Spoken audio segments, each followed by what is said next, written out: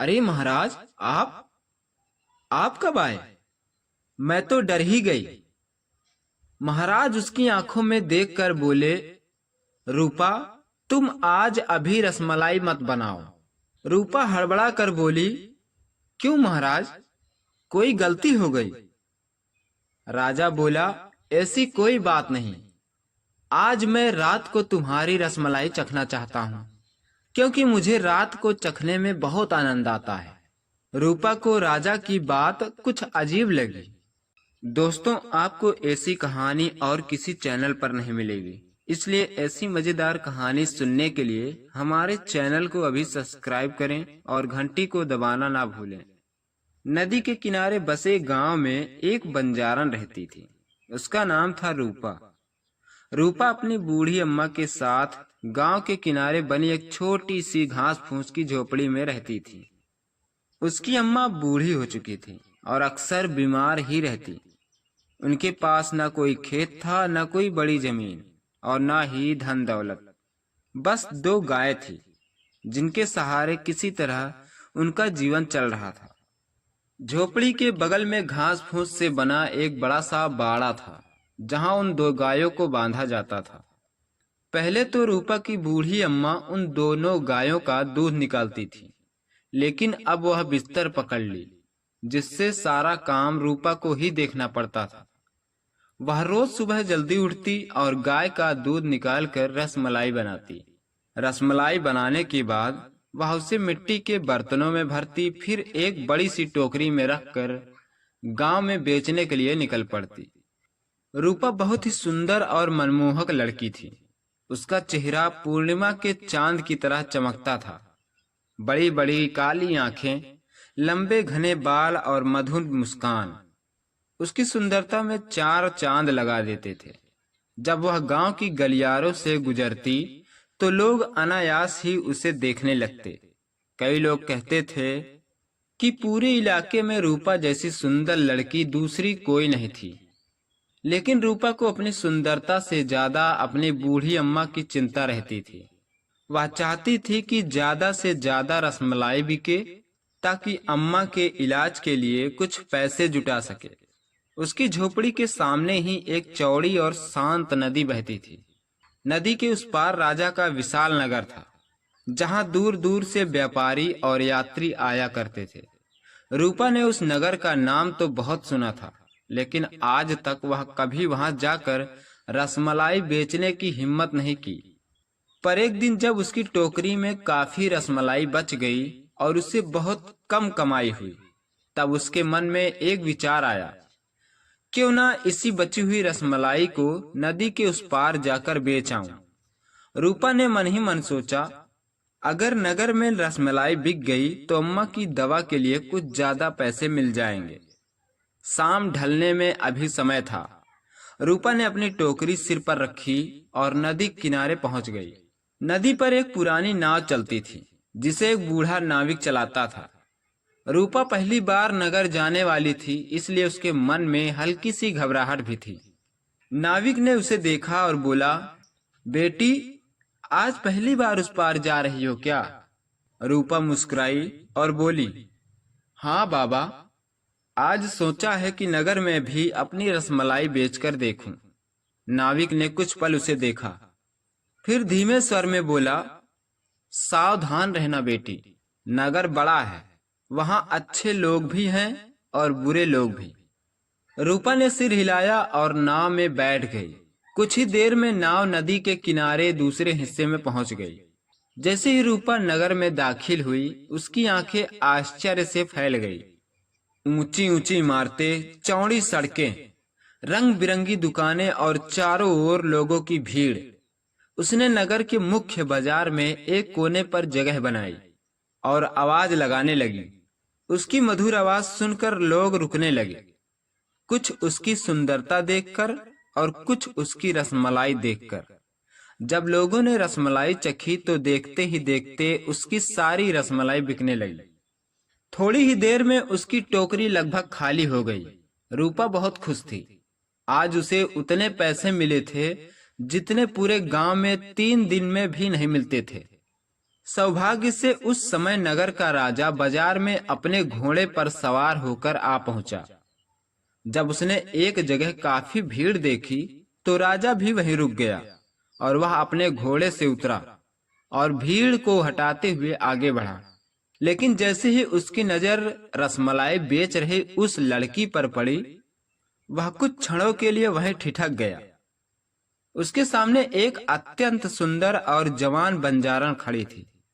रूपा का चेहरा चांद की तरह दमक रहा था और उसकी मधुर मुस्कान हर किसी का मन मोह रही थी। लड़की को देखते ही बूढ़ा राजा उस पर मोहित हो गया। वह धीरे धीरे रूपा के पास पहुंचा और बोला, तुम्हारा नाम क्या है और तुम कहाँ रहती हो? रूपा ने विनम्रता से उत्तर दिया, महाराज, मेरा नाम रूपा है। मैं नदी के उस पार बसे गांव से आए हूँ। मैं रसमलाई बेचती हूँ। राजा ने मुस्कुराते हुए कहा, अच्छा, तो तुम ही हो जिसकी रसमलाई की इतनी चर्चा हो रही है। मुझे भी जरा चखाओ अपनी रसमलाई, देखें कैसी है। रूपा ने तुरंत मिट्टी के बर्तन से थोड़ी सी रसमलाई निकाली और राजा को दे दी।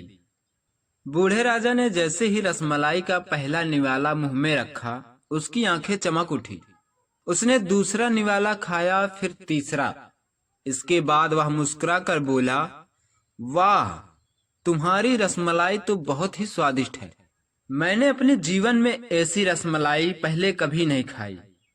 राजा कुछ पल सोचता रहा, फिर बोला, ऐसा करो, कल अपनी रसमलाई लेकर राजमहल आ जाना, हम वहीं तुमसे मिलेंगे। राजा की बात सुनकर रूपा की खुशी का ठिकाना न रहा। उसने तुरंत सिर झुकाकर कहा, जैसी आपकी आज्ञा महाराज। कुछ देर बाद राजा वहां से चला गया और रूपा भी अपनी सारी रसमलाई बेचकर वापस गांव लौट आई। घर पहुंचते ही उसने अपनी बूढ़ी अम्मा को पूरी बात बताई। उसने उत्साहित होकर कहा, अम्मा, आज मेरी सारी रसमलाई बिक गई और सबसे बड़ी बात, स्वयं महाराज ने मेरी रसमलाई चखी। उन्होंने मुझे कल राजमहल बुलाया है। यह सुनकर उसकी अम्मा कुछ देर तक चुप रही, फिर मुस्कुरा कर बोली, अगर महाराज ने बुलाया है तो जरूर जाना बेटी। शायद भगवान हमारी गरीबी दूर करने का कोई रास्ता खोल रहे हैं। रूपा ने खुशी खुशी सिर हिला दिया। अगले दिन वह सुबह सुबह ही उठ गई। उसने ताजा दूध निकाला, बड़ी मेहनत से स्वादिष्ट रसमलाई तैयार की और उसे मिट्टी के बर्तनों में भर दिया। फिर टोकरी सिर पर रखकर नदी की ओर चल पड़ी। कुछ ही देर में वह नाव में बैठकर नदी के उस पार पहुंच गई। रूपा को अभी तक यह आभास नहीं था कि उसके साथ क्या होने वाला है। रूपा जब राजमहल के विशाल द्वार पर पहुंची तो वहां खड़े सैनिकों ने उसे रोक लिया। एक सैनिक ने कड़क आवाज में पूछा, रुको, कौन हो तुम? रूपा ने विनम्रता से कहा, मुझे महाराज ने बुलाया है। मैं रूपा हूँ, रसमलाई बेचती हूँ। सैनिकों ने एक दूसरे की ओर देखा, फिर उनमें से एक अंदर गया और कुछ देर बाद वापस आकर बोला, महाराज ने सचमुच तुम्हें बुलाया है, अंदर चलो। रूपा महल के अंदर प्रवेश कर गई। महल की भव्यता देखकर उसकी आंखें आश्चर्य से फैल गई। चारों ओर संगमरमर की दीवारें थीं, बड़े बड़े झूमर लटक रहे थे और सेवक इधर उधर घूम रहे थे। कुछ ही देर बाद उसे राज दरबार में ले जाया गया। सिंहासन पर बूढ़ा राजा बैठा था। जैसे ही उसकी नजर रूपा पर पड़ी, उसके चेहरे पर मुस्कान फैल गई। आओ रूपा, हमारे पास आओ। रूपा ने सिर झुकाकर महाराज को प्रणाम किया। राजा उसे कुछ क्षण तक देखता रहा, फिर बोला, तुम्हारी रसमलाई तो बहुत ही स्वादिष्ट है। उसे खाने के बाद बार बार उसे चखने का मन करता है। रूपा मुस्कुरा दी। राजा आगे बोला, क्यों न तुम यही महल में रहो और हमारे लिए रोज रसमलाई बनाओ। तुम्हारे बनाए हुए हर रसमलाई की पूरी कीमत दी जाएगी। यह सुनकर रूपा कुछ देर सोचती रही, फिर उसने धीरे से कहा, महाराज, मैं यहाँ नहीं रह सकती। राजा ने पूछा, क्यों? रूपा बोली, मेरे घर में मेरी बूढ़ी अम्मा रहती है, वह बहुत बीमार है, उन्हें मेरी जरूरत है। मैं जो भी रसमलाई बेचती हूँ उन्हीं पैसों से उनकी दवा लेकर आती हूँ और उनकी देखभाल भी करती हूँ। राजा कुछ पल चुप रहा, फिर उसने मुस्कुराकर कहा, बस इतनी सी बात, तुम इसकी चिंता मत करो। हम तुम्हारी अम्मा के लिए अपने सैनिकों के हाथों दवाइयाँ भिजवा देंगे, उनकी सेवा के लिए एक नौकरानी भी भेज देंगे और तुम चाहो तो हर सप्ताह एक बार अपने गांव जाकर उनसे मिल सकती हो। रूपा यह सुनकर हैरान रह गई। उसने कभी नहीं सोचा था कि उसकी अम्मा की देखभाल का इतना अच्छा प्रबंध हो सकता है। उसके मन में विचार आया, अगर मैं महल में रहूंगी तो मुझे अच्छी कमाई भी हो सकती है और अम्मा के इलाज की चिंता भी नहीं रहेगी।